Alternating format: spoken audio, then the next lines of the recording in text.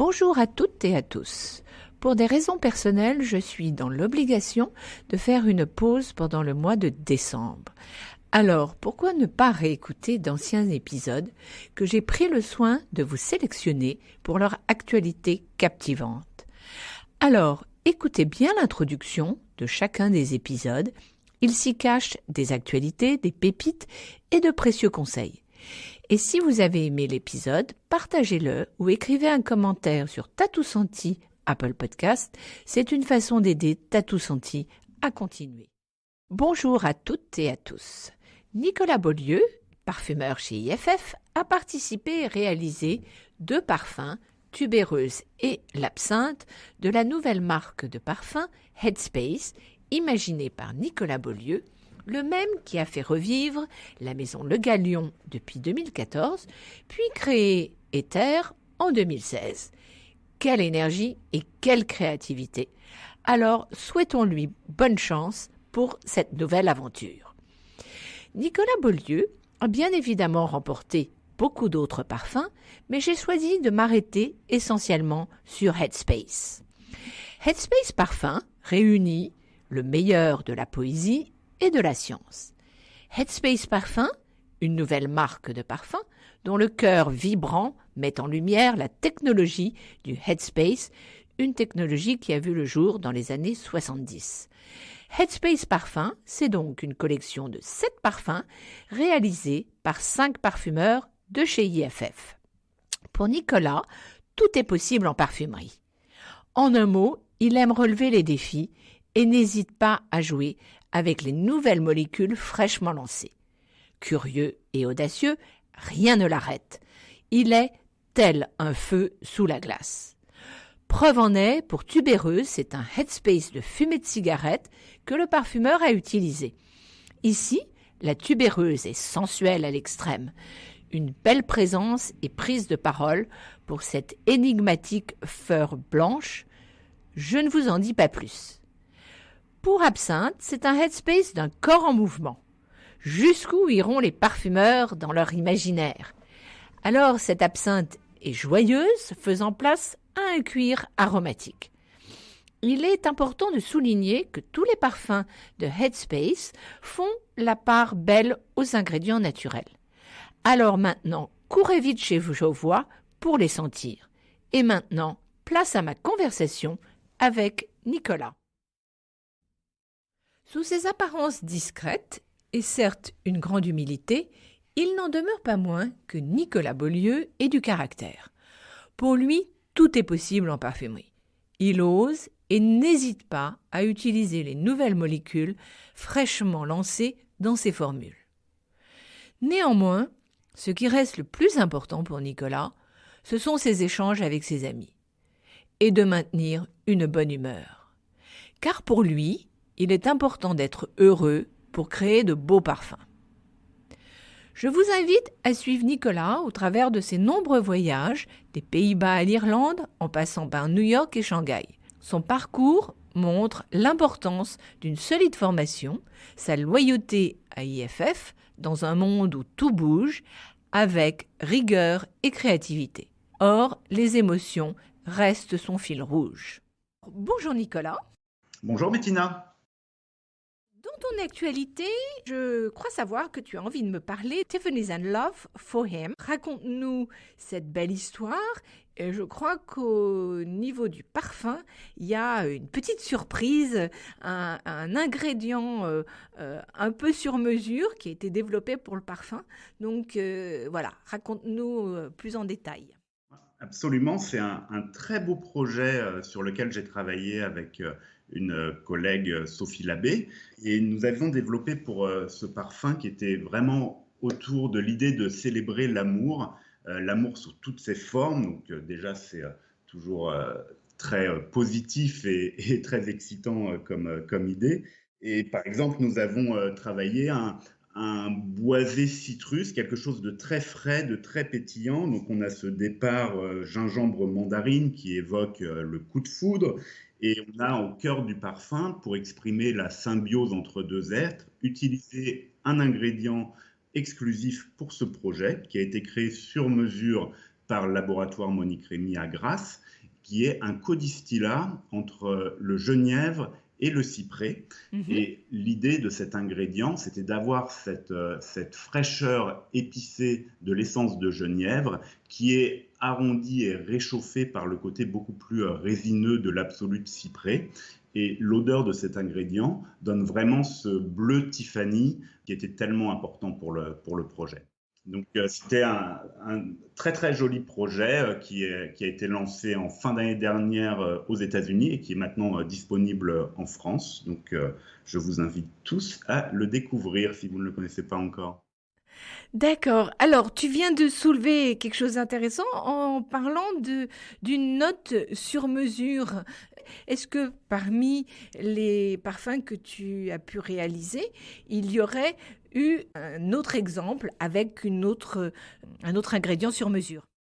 Oui, par exemple, pour Ferragamo, je travaillais sur le Signorina Ribelle, où on a travaillé avec un autre codistillat, cette fois autour d'un cœur d'ylang et de vanille, pour donner vraiment cette odeur de frangipanier si addictive et si particulière. C'est une innovation vraiment intéressante que nous présente LMR au travers de son unité de développement ingrédients naturels, parce que ça nous permet de créer des ingrédients ad hoc, sur mesure, pour des projets, et qui restent exclusifs pour les marques, donc ça permet de différencier nos parfums. Maintenant, venons-en à parler donc de ce qu'on vient de vivre, cette crise sanitaire avec le Covid-19. D'abord, comment as-tu vécu le confinement? Ah bah, écoute, d'un point de vue personnel, je l'ai plutôt bien vécu.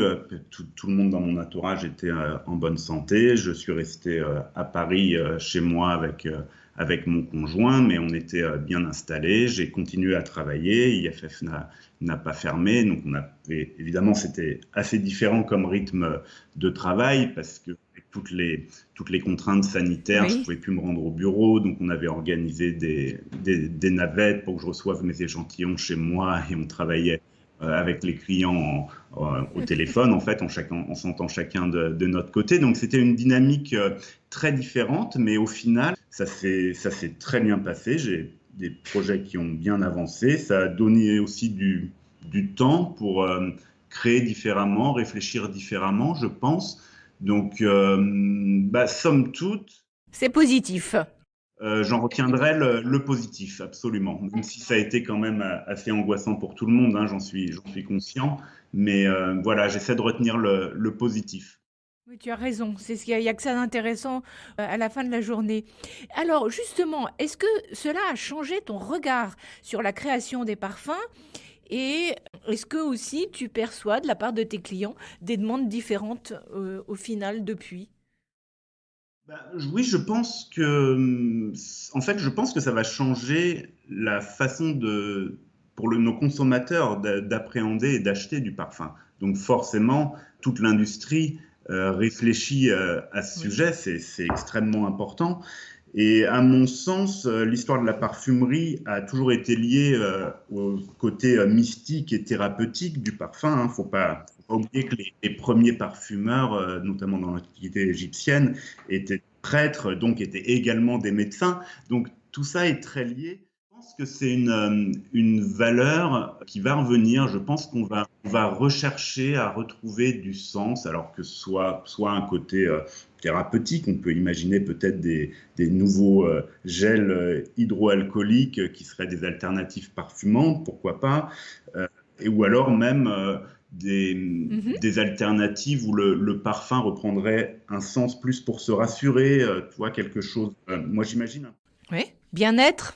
un parfum pour soi, bien-être, qui sortirait un peu du rôle social qu'on a beaucoup vu ces dernières années. Tout à fait. Donc, un cocon, quoi, quelque chose comme un talisman presque pour se protéger, se rassurer. Et à ce moment-là, je dirais un parfum peut-être plus engagé, encore plus responsable que ce qu'on fait actuellement. Donc, je pense que c'est des valeurs qui vont être déterminantes pour l'avenir de la parfumerie. Maintenant, je vous invite à me suivre dans cette balade olfactive avec Nicolas pour mieux apprendre à le connaître. Donc, place à la note découverte. de souvenirs de mercredi passés chez tes parents à tondre la pelouse, à regarder les fleurs pousser sur fond d'opéra. Donc d'abord, quel est ton rapport aux notes vertes? Alors, effectivement, je suis quelqu'un qui a grandi à la campagne, dans un tout petit village au fin fond de la Seine-et-Marne, donc finalement assez D'accord. loin de Grasse et de la parfumerie. Donc moi, finalement, mon apprentissage des odeurs s'est fait vraiment à travers les odeurs les plus simples, celles de la nature qui étaient à Mhm. disposition, d'où l'importance des notes vertes. Je pense que c'est des notes que j'affectionne énormément encore aujourd'hui, aussi parce que je pense que ça correspond à ma parfumerie que j'aime imaginer en contraste. Et c'est vrai que ces notes vertes qui ont bercé mon enfance sont toujours été très importantes pour moi. Elles sont restées, ouais. D'accord. C'est des verres clairs, sont des verres foncés, c'est quel type de verre? C'est ça qui est magnifique, c'est que on a tout un nuancier de verres à disposition en partant de choses presque pop, imaginez des verres très fluo Mhm. avec des notes comme du verre tonique par exemple, j'imagine, à des choses beaucoup Tout à plus fait. végétales autour de l'hexénol qui Mhm. va rappeler pour le coup exactement cette odeur d'herbe coupée dont je parlais, à des verres beaucoup plus sombres et résineux quand on parle d'absolu lentisque, de styralite, des choses comme ça. Et c'est avec ça que j'aime travailler pour créer des nouvelles nuances de vert en fait. D'accord. Et alors les fleurs que tu regardais pousser, c'était lesquelles? Pour le coup, c'était les fleurs du jardin de ma maman, donc beaucoup de roses, de pivoines pour les fleurs les plus parfumées. Il y avait aussi des iris dont la fleur est un peu moins parfumée, mais il y en a beaucoup chez mes parents. Donc voilà, des fleurs vraiment simples. Finalement, les grandes fleurs de la parfumerie, je les ai découvertes plus tard. Et les opéras qui berçaient tout ça, c'était lesquels? C'est ma mère qui est fan d'opéra. Alors, du coup, quand j'entends un opéra, je pense directement à elle. Donc, Oui. il y a ce côté très émouvant. Elle est fan de la Calas. Donc, on entendait beaucoup, beaucoup la Calas à la maison. D'accord. Et toi, t'es mordu d'opéra ou pas plus que ça? Pas plus que ça, pour être tout à fait honnête. C'est pas un virus qu'elle m'a passé. D'accord. Alors, outre cette anecdote, quel est ton souvenir olfactif le plus fort? Ce sera sans doute lié à ma grand-mère qui portait Arpège de Lanvin et du coup, encore une fois, pour moi, le parfum, c'est de l'émotion, c'est tellement important. Et immédiatement, j'ai ce lien qui Oui. se crée quand je sens Arpège, parce que ma grand-mère en consommait énormément, j'imagine. Et c'est un parfum D'accord. très très puissant. Chez elle, ça sentait Arpège, c'était dans toutes les pièces, c'était Ah très très oui. marquant. Ah oui, oui, oui.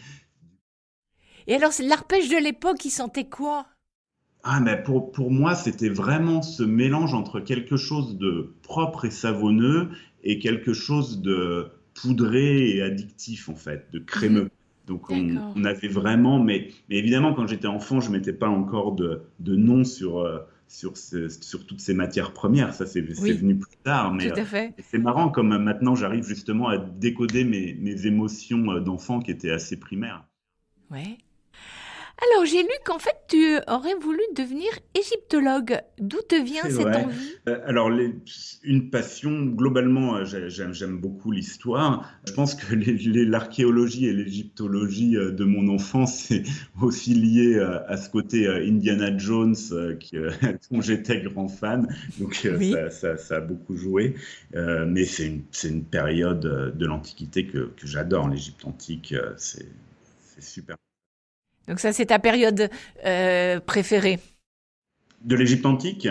Oui, moi, Oui. j'imagine ma période préférée serait l'âge d'or, donc le Nouvel Empire, avec toutes les grandes reines et les grands rois, Hatshepsut, Akhenaton, Ramsès, ça fait rêver. Absolument. Comme beaucoup de gens, tu ne connaissais pas l'existence du métier de parfumeur, donc c'est une conseillère d'orientation qui te parlera de l'ISIPCA. Quels sont tes souvenirs et où est-ce que tu aurais une anecdote de cette journée des portes ouvertes quand tu as découvert ce qu'était cette école? Ah oui, mais ça reste un souvenir très intense parce que c'était une vraie découverte, ce monde de la parfumerie pour moi. Et du coup, quand on est arrivé à l'ISIPCA avec mon père, c'est mon père qui m'avait emmené à l'époque, je devais avoir 15 ans environ.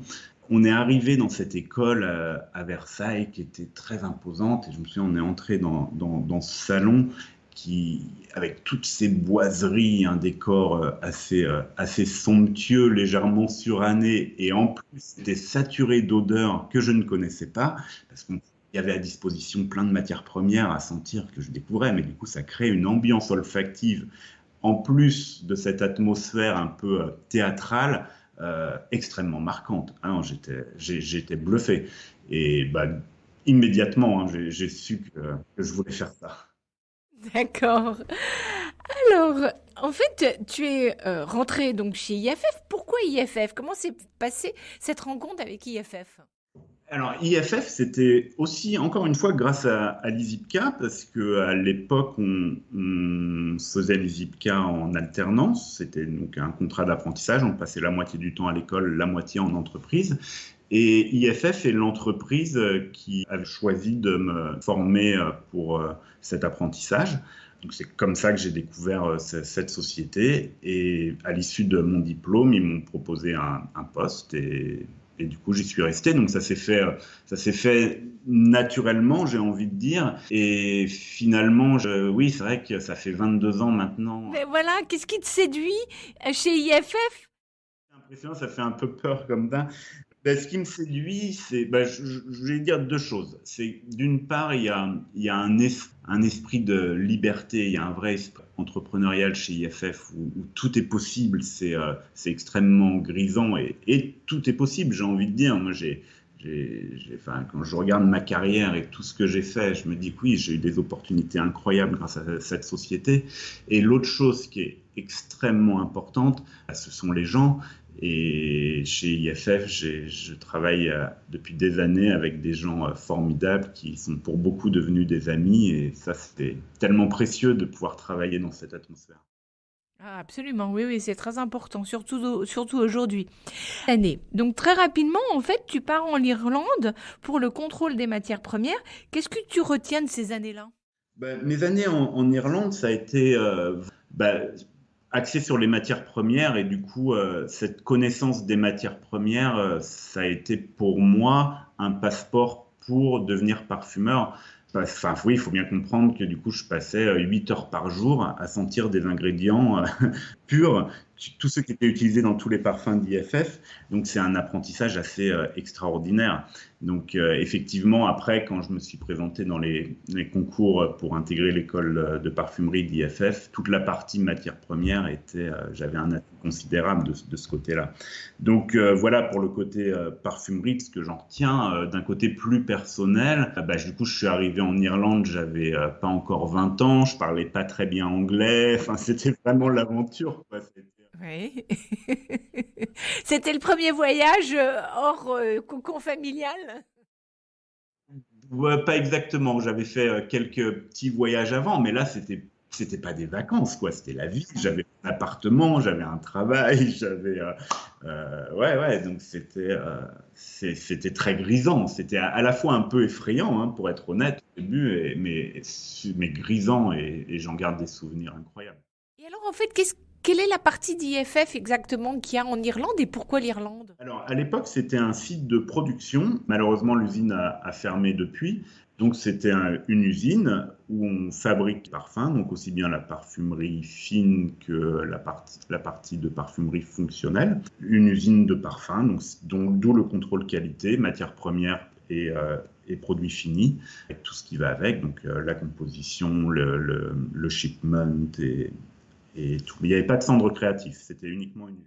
Comme beaucoup de sociétés de création, IFF a son école interne qui dure 3 ans. Peux-tu nous raconter une anecdote ou un souvenir? Très très bon souvenir. Alors mon premier souvenir lié à l'école de parfumerie d'IFF, j'ai envie de te dire que ça a été toutes les concours et les épreuves pour intégrer cette formation. À l'époque, IFF avait mis un programme assez vaste. Ils avaient besoin de beaucoup de parfumeurs. C'était la première session de l'école de parfumerie qui avait été fermée pendant très très très longtemps. Si bien qu'ils avaient organisé un concours où on était plusieurs dizaines de jeunes. C'était un concours qui se déroulait sur 3 jours. On était tous logés ensemble. On passait des journées entières à passer des tests olfactifs, des tests de personnalité, des tests psychologiques. Enfin, c'était vraiment très, très consistant. Donc déjà en soi, c'était vraiment une épreuve. Donc c'est les premiers souvenirs que je garde. Et c'était où ça? C'était en France?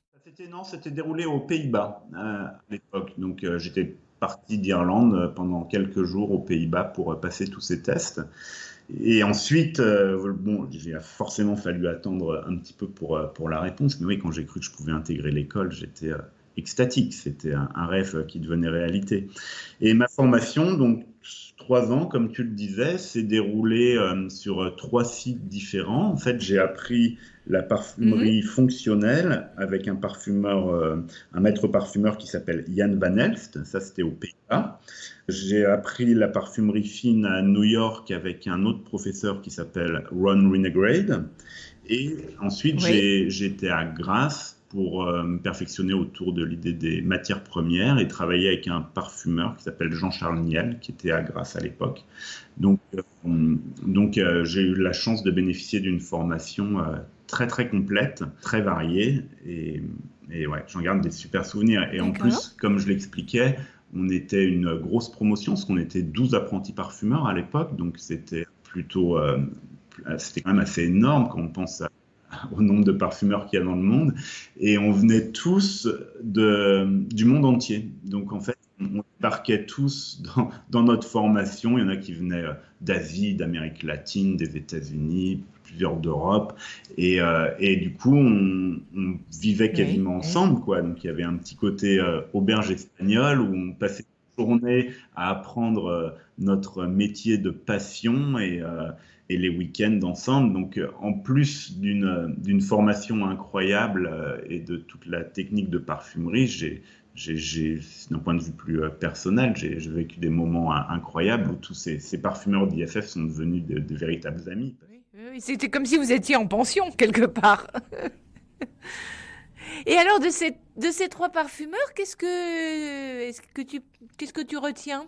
Est-ce qu'il y a des choses qui te servent encore aujourd'hui, qui t'ont marqué? Oui, les trois m'ont énormément marqué pour des choses différentes. Alors, Jan Van Eyck, c'était vraiment Oui. quelqu'un qui poussait en termes de créativité dans nos retranchements. Et il était toujours super content de voir qu'on avait utilisé des matières premières d'une façon détournée, dans laquelle lui, il n'aurait pas osé parce qu'il sait que peut-être c'est pas très stable ou ceci ou Mhm. cela, mais nous, on n'avait pas forcément ces connaissances, donc du coup, ça nous faisait créer des choses qui le surprenaient, et ça il l'encourageait énormément, c'était génial. Donc ça, c'est quelque chose Tout à fait. que je retiens et que j'essaie d'inculquer maintenant aux jeunes que je forme, il faut surtout pas se créer de barrières et Oui, toujours oui. Foncer et pas avoir peur. Mm. absolument, c'est tellement important. Avec Ron aux États-Unis, ce que je retiendrai, c'est vraiment la rigueur. C'est quelqu'un d'assez dur. C'était pas la partie la plus facile de mon apprentissage, mais en même temps, oui, j'en retiens beaucoup de rigueur dans mon travail, une certaine résilience où on sait pourquoi on fait ce métier par amour vraiment, et tout le reste pour l'amour du parfum, et finalement tout le reste, ça a peu d'importance. Donc quel est celui qui manque? Il y en a un qui manque. Celui chez LMR, non? Et Jean-Charles, j'ai oublié de parler de Jean-Charles Lagrasse. Alors, Jean-Charles, c'est un parfumeur qui est grassois et du coup, qui nous a vraiment transmis ce côté grassois du métier de parfumeur en termes d'ingrédients naturels. Il y a une culture incroyable sur tous les modes d'extraction, toutes les qualités d'un Mhm. jasmin à l'autre, suivant les fournisseurs. Et ça, c'est une richesse incroyable. Oui, tout à fait. Et alors justement, pendant cette période où tu étais à Grasse, est-ce que tu as fait des récoltes de plantes à parfum et quels seraient les souvenirs que tu... Mais oui, j'ai eu la chance. Alors pendant l'école de parfumerie, j'ai participé à l'école de la rose à Grasse et du jasmin. On est allé aussi en Lozère pour le narcisse. On avait fait la lavande à Valençol. Donc ça, c'est ce que j'avais fait quand j'étais à Grasse. touches? Depuis, j'ai eu la chance de faire d'autres récoltes, notamment le jasmin sambac en Chine et en Inde. Et alors, notamment en Chine, c'était assez incroyable parce que c'est un jasmin qui n'est pas utilisé pour la parfumerie, mais qui est utilisé pour le thé, pour faire le thé au jasmin, et qui a une odeur finalement assez différente de celle du sambac indien. C'est là où on voit toute l'importance du terroir finalement. C'est la même plante, mais on obtient des odeurs tellement différentes. Et justement, tu peux nous dire quelles sont les odeurs de l'un et de l'autre pour qu'on comprenne? Ah oui, bien sûr. En fait, le jasmin sambac chinois va avoir une Oui. odeur moins indolée, on appelle. Donc, Moins animal? l'indole, c'est la partie la plus animale du jasmin, exactement. Et une odeur plus fruitée verte, presque aquatique, avec des effets fruités légèrement poire-melon, on pourrait dire. Et ça donne beaucoup de fraîcheur, beaucoup de naturalité. C'est très, très beau. D'accord. Et l'eau de jasmin? Et le jasmin indien, du coup, est plus marqué sur une note fleur d'oranger, donc avec ce côté également un peu plus animal, narcotique. Mhm. C'est également magnifique, c'est juste différent. On ne peut pas dire qu'il y en a un qui soit meilleur que l'autre, hein, c'est différence olfactive. Oui, tout à fait. Et alors justement, pendant cette période où tu étais à Grasse, est-ce que tu as fait des récoltes de plantes à parfum et quels seraient les souvenirs que tu en... J'ai envie de dire que chaque récolte, c'est pour ça que c'est tellement important pour tous les parfumeurs de pouvoir vivre et toucher. Chaque récolte est Mhm. tellement enrichissante, c'est incroyable. Alors après, j'aurais du mal à dire celle qui m'a le plus marqué, mais oui, peut-être que la rose en Turquie, dans la région d'Isparta, c'est extrêmement impressionnant parce que les champs sont immenses et si bien que c'est toute une région qui est parfumée à la Oui. rose, quoi. L'odeur et tout, c'est incroyable. D'accord. Et alors pendant que tu étais chez LMR, est-ce que tu as eu l'occasion de rencontrer Monique Rémy? Non, malheureusement, elle avait déjà pris sa retraite. Donc, j'ai pas eu l'occasion de la rencontrer en personne. C'est une légende vivante chez IFF. Donc, sa philosophie et tout son patrimoine de penser la matière première naturelle est bien ancré dans notre façon de travailler.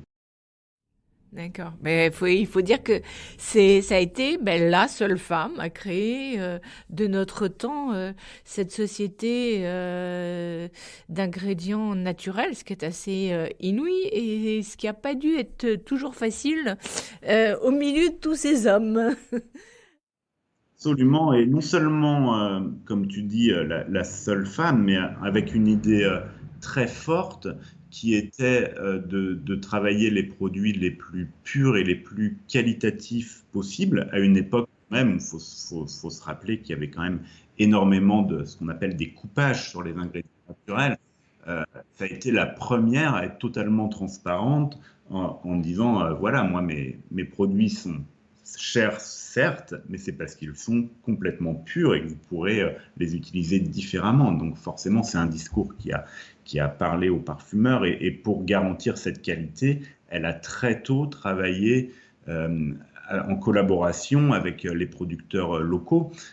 Donc ce qui est maintenant semble évident hein, en termes de commerce soutenable et de production soutenable. Mais finalement, c'est une philosophie que Monique Rémy a instaurée chez LMR dès les années 80, quoi. Oui, oui, elle était très avant-gardiste oui, comme tu dis, avec beaucoup de personnalité et de... Vraiment pour quelqu'un d'incroyable. Ah oui. Mm. Quand tu étais aux Pays-Bas, donc tu apprends le langage des lessives et des assouplissants, et c'est là où tu gagnes le projet Soupline Vert, Fleur Muguet. Est-ce que tu peux nous raconter ce premier win? Ah oui, alors c'est un projet très très important pour moi. Alors déjà parce que c'était un très gros projet, donc c'est toujours important pour un jeune parfumeur. Mais en plus, il faut savoir que pour tout ce qui est assouplisseur textile, en fait, les parfums sont changés par les marques, renouvelés par les marques tous les 5 ans environ. Et donc, c'est sous forme d'appel d'offres, évidemment, où les sociétés de parfumerie sont en concurrence pour créer le nouvel opus d'un produit. Et dans le cas de... Oui, parce qu'il faut aussi dire que ce ne sont pas les mêmes tonnages, ou ce sont des tonnages comparés à la parfumerie fine. Donc d'autres enjeux. D'autres enjeux, absolument. Et dans le cas du soupline vert fleur de muguet, la version précédente avait été créée par Jan Van Elst, qui avait été mon mentor et mon tuteur en parfumerie fonctionnelle. Donc, il y avait pour moi un espèce de challenge où il fallait faire mieux que son parfum pour pouvoir remplacer, parce que évidemment, ce genre de gros projet se joue avec des tests consommateurs où il vérifie l'adéquation du parfumage avec les attentes du client et voir que les consommateurs le trouvent, entre guillemets, meilleur et plus performant que le parfum existant, sinon il ne change pas. Et donc, voilà, donc pour moi, non seulement j'ai gagné mon gros projet, mais en plus, en battant le parfum de mon maître, une symbolique derrière, et Yann était tellement heureux pour moi, ça m'avait, parce que lui aussi était très très fier du coup de... Ben oui, que son élève le dépasse quelque part. Donc voilà, ça reste un projet très cher à mon cœur. Alors dis-nous en quelques mots, pour que nos auditeurs comprennent, quels sont les challenges de créer un parfum en parfumerie fonctionnelle par rapport à la parfumerie fine?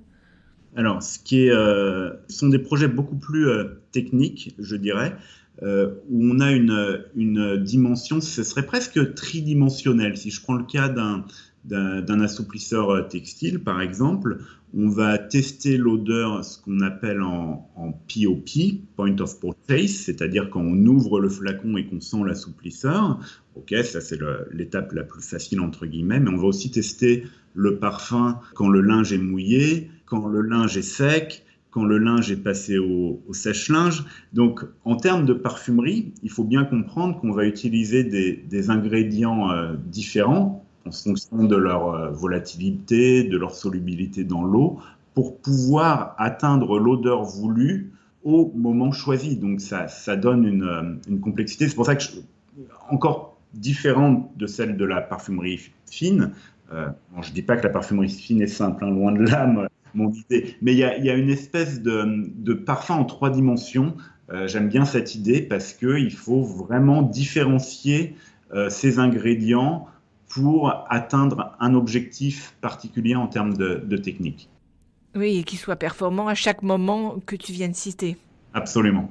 Sans interagir négativement avec les autres étapes du produit. Donc, c'est tout un art. Oui, tout à fait.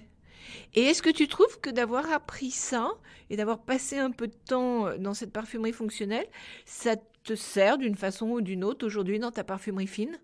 Ah oui, j'en suis convaincu. Je me dis que j'ai eu un parcours, j'ai tellement chance d'avoir eu ce parcours.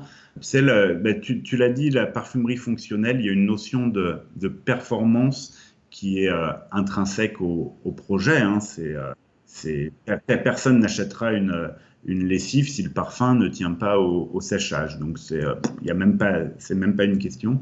Donc cette question de performance, je l'ai acquise très tôt et c'est devenu de plus en plus à l'ordre du jour en parfumerie fine. On en parle de plus en plus pour tout un tas de raisons et de contraintes, mais c'est devenu de plus en plus important.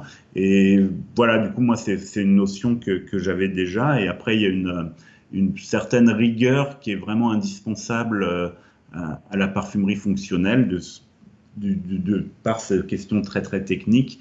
Et ça aussi, je pense que je l'ai acquis par mes premières années dans ce domaine. D'accord. Alors, avant de revenir en France, en fait, tu vas aussi aller à Shanghai. Donc, combien de temps es-tu resté? Qu'est-ce que tu as fait? Et quels sont tes souvenirs? Alors, Shanghai, ça a été la fin ça a été la fin de mon apprentissage. Donc, en fait, juste après l'école de parfumerie, avant de devenir junior, je suis allé à Shanghai pour travailler avec un maître parfumeur qui s'appelle Kumasaka-san, qui est un grand parfumeur pour les shampoings. Il a créé, entre autres, les Oui, parfums pour Pantene, Head and Shoulders. Donc, tout à j'imagine fait. très bien les volumes de ce genre de parfum. Et du coup, j'ai travaillé avec lui pour me former sur cette parfumerie qui était la seule que j'avais pas encore touchée.